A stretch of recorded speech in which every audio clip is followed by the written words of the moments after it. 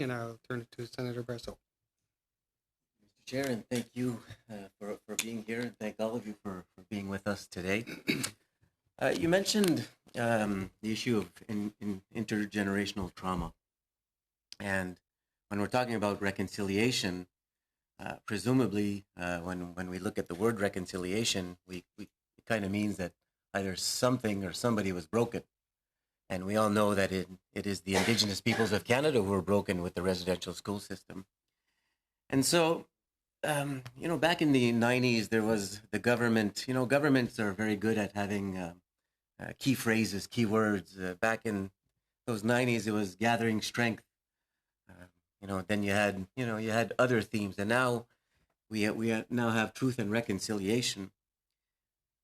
And you mentioned that you're a second generation survivor, and for many years we didn't know the truth, and many people didn't want to believe the truth about residential schools, but now we know.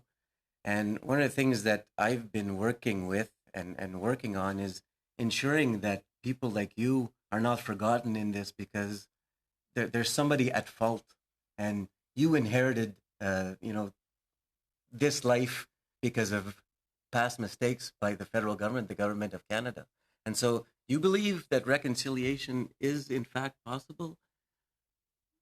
And I ask this because having been broken myself at one point, it takes a lot of hard work and takes a lot of patience to get healthier, to get better. And so I ask if you believe it's possible, because before the government wants to conclude to reconciliation phase, I believe there's a reparation phase that needs to be done. And what do you believe? What do you think about that?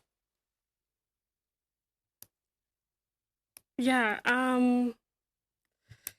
Do I think reconciliation is possible? I mean, I wouldn't be here if I didn't think it was. I'm still very critical of it. I'm trying to, I could write a list of what I think needs to happen before, reconciliation. And I definitely don't think it's a check mark. We talk about reconciliation being a process, being a journey. And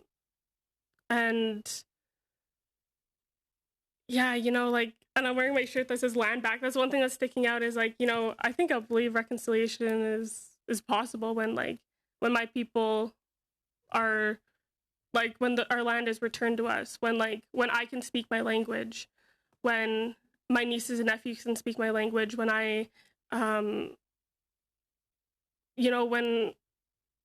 when this whole institution is all Indigenous, maybe that's when I'll believe that they're actually listening and they actually believe in what we're saying, and that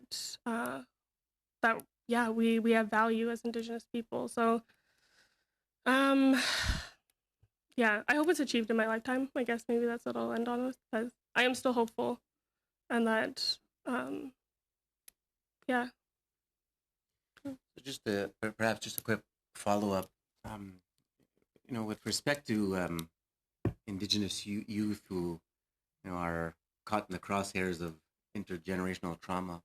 What do you think those youth and those young people would need today in order to give them hope for the future, and not having you guys here and in 20 years and talking about the same things again over and over again? Yeah. So what is needed now to create that hope for the future once and for all?